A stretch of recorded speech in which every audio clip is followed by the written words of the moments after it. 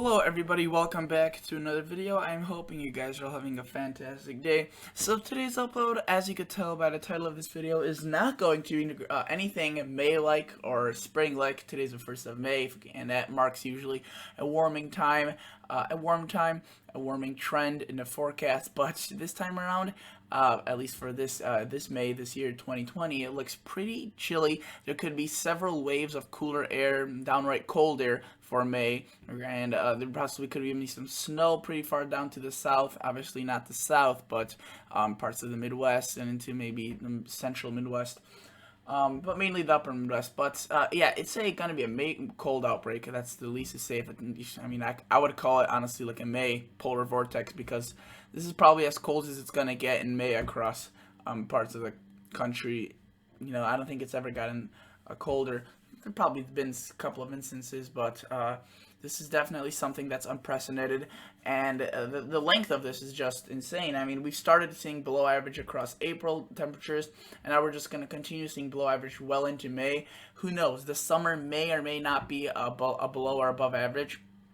If you recall, March was above average, so was most of winter. April was chilly, at least for the northern, a good portion of the northern U.S. There were some spots across the south and into Florida where it was warm. And for May, let me tell you that it will be cold for a good eastern half of the country. I probably should have mentioned this, but it's going to be warmer for the southwest. That's the bigger news. That's going to be warmer for the southwest as well. So, you know, it's not going to be cold across the whole country, but it's definitely going to be a chilly start to spring across those locations where they even haven't had spring because of this cold across the east. So let's take a look at this. The GFS model, and let's see if it shows any snow, any systems. Okay, so you can see there's a pretty strong low pressure across. This is now actually moving into, this would be Manitoba and Saskatchewan, moving into Ontario. And this thing really just delivers a cold front. It's not really too cold of an air blast, but it definitely delivers some cooler temperatures. But really what warms kind of prevents this from going any further south is this next upcoming system. And then this thing also becomes pretty powerful. You could see possibly some snow across the upper Midwest into International Falls, Arrowhead of Minnesota. So very far up north, but nevertheless it's snow. So it's not unheard of in May to see snow, obviously, but it's just kind of, this is one of the years where it's going to be a snowy May possibly. And you can see after this storm, it gets very chilly. We see that 540 line way down here. That usually would indicate 32-degree temperatures all the way down to this point. That won't be the case. They will be more confined to the north.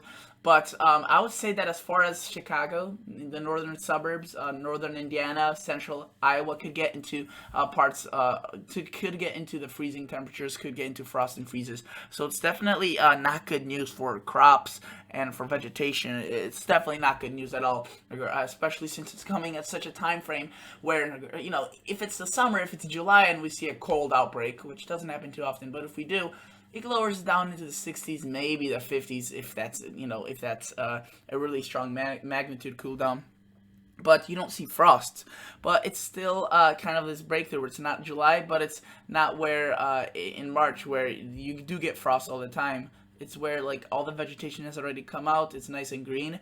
And, you know, there could be a frost that kills a lot of this off. So you can see that this just continues rotating. It's this cold air that's been locked up in Canada throughout the whole winter, which I forecasted to be brought into the winter, into the U.S. during the winter months, which I was wrong about. It seems to be more delayed, and you can see now it's really unraveling its full wrath, and you can see that there could be even some snow showers across Illinois, Wisconsin. So just very, very unpleasant weather. Like, see, for this, in this case, Saturday, May 9th, widespread 40s and 30s across the U.S. I'll show you that in a minute. And then as soon as you think that's done, we see another blast of chillier air coming with another weak low pressure, almost like a disturbance. And then after that, possibly, you know, it warms up, but it's still kind of there, that chillier air.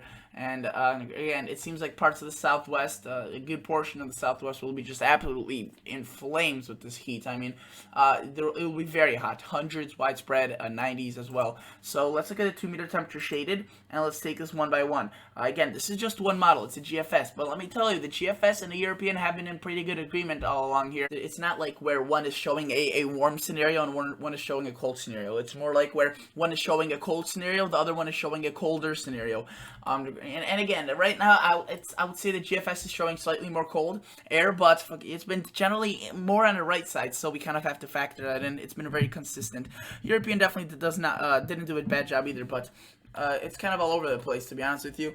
But it's been worse before, for sure. So let's look at this. So if you live across the U.S., really in the East Coast, the South, the Midwest, even into parts just generally across the whole U.S., it'll be pretty warm come Saturday, Sunday, but the real cool down starts Monday. So you can see Monday it gets a little bit cooler with that, again, with that strong slow pressure system that I showed you at the beginning, tracking through Manitoba and Saskatchewan and into Ontario. But then after that happens, we see a little bit of warm temperatures rebounding, right?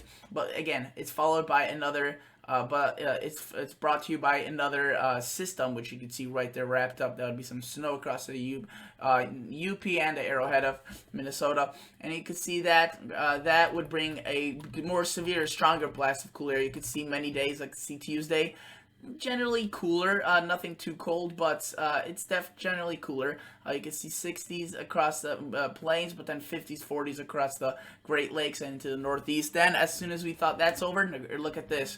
We have Wednesday, we have 40s and 50s and 30s, more widespread across the Michigan, Wisconsin, Minnesota, South Dakota, North Dakota, just generally across the eastern third of the country, maybe excluding the South, but still also pretty chilly for the South. Not cold, but it's below average. We look further and we see that we get frost during the night pretty down far south into Wisconsin and Minnesota. Not unheard of, but still a little bit unpleasant. And you can see that during the day they rebound a little bit, 50s. But again, let me tell you that I know for my location right here, it would be average at this time of the year to see an average of 68. And this is 50, 53, maybe something around that. So well below average. And that's still not the worst. It gets worse. So it's probably going to peak out around the Saturday, which is going to be May 10th, I think. So if you're to look at May 9th, sorry. And if you're to look at Friday, we get even more frosts, right? And then the temperatures don't rebound at all. We get 50s, 40s, just very chilly. And this is now, not April. This is May 8th, so should be very nice and warm. It's very chilly across this part of the country. Look at the Southwest, though. It's very warm, 90s, 80s, and that's not the warmest that's going to get. And then you can see Saturday, it's just absolutely ridiculous. We get frost widespread across Minnesota, South Dakota, North Dakota, Michigan, northern Illinois, northern Iowa, just very, very cold. And you can see 43, 40, 42, just very, very chilly temperatures. This would be unprecedented cold for this time of the year. This would just be 20 to 30 degrees below average, if not more. And then you can see more frost, more freezes. And right there we see another blast of air trying to make its way in. So very, very cold air. If you planted your tomatoes, your warm weather crops, and you're in this general zone right here, I would definitely be weary about that. Maybe protect them or to have some sort of action plan. You can see this one comes in as well, the second blast of cool air. Most of the Dakotas are in frost and freezes, and it spreads into the country, further south into the country. But you can see the daytime highs are just going to be brutally cold, 40s, 50s. Not much is going to grow in those temperatures. But then hopefully, things start warming up and you get closer to average. Like this is usually what average looks like. This may be a bit above, but generally this is what average looks like. And it's still below average across the South, but mainly for the Midwest. 70s across the South, that's below average. If you were to look at the 2-meter temperature anomaly, you could see below average, but above average here. So it gets more, spread out. It gets it breaks it up, right? And that's what the GFS has been indicating towards, but it's always been pushing that off as soon as we get closer to that time frame. So it looks as of now we're locked in a pretty cold pattern. You can see just cold waves after cold waves after cold waves. So really just not good news for the warm weather lovers in the eastern half of the United States, but in the Southwest and West, it's going to be definitely warm and hot. So let's look at the European model and let's see what it shows with its 850 HP8 temperature anomaly. Again, this would be a little bit higher in the atmosphere and a little bit different of a scale, but generally this still portrays pretty well what's happening on the surface level. And you can see that if we were to look at this, There's a little bit of chilly air, some warm air at the beginning, which will be this weekend, but then we start getting that cool weather regime in, and that could, again, be impacting a good portion of the United States, with just the southwest and west being spared from this. But really, you can see the European is also putting out cold air across the west. Let's look at the 30-day outlook for May. You can see that it shows quite a bit of chill across the again, the Great Lakes. I think it's a little bit limited. You can see that I think that's a little bit conservative. They're just keeping it up to here, or this part of the country. I would extend it for this part of the country, probably even maybe further into the south, but that's their call. That's what they think will happen. And they're also showing below average precipitation for the plains and above for the south. Generally, though, nothing too insane at all, anything out of the norm. I'd also like to show you the 8 to 14 day outlook.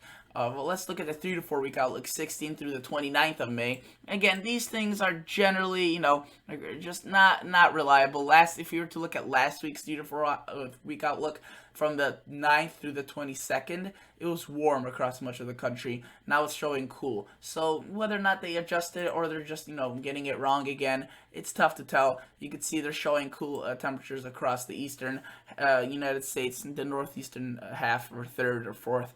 But I think the warm air is just a little bit too overshown here. I think it will be chilly. 6 to 10 day outlook, you can see it just very well shows the cold air, warm air, just insane baroclinic zone that is going to form between this. Some very air masses that are going to be exact opposites of each other. So that's going to definitely juxtapose each other, where the south is going to be very warm and the north and west, and the north and east is going to be very cold. 8 to 14 outlook, very much of the same story, just a little bit lighter colorings because they have less confidence, but that's probably going to be equally as cold. You can see below average precipitation for the most, which is probably associated with cooler air, but it's just going to be a little bit unfortunate for the south, as it's going to be warm and below average, so that's a little bit rough. But for the eastern U.S., below average during cold weather, it's not awfully too bad. You're not going to fall into a drought unless it's very prolonged. So thank you guys so much for watching. Consider liking the video. Consider subscribing to the channel. I'll catch you all guys in the next episode. See ya. Bye.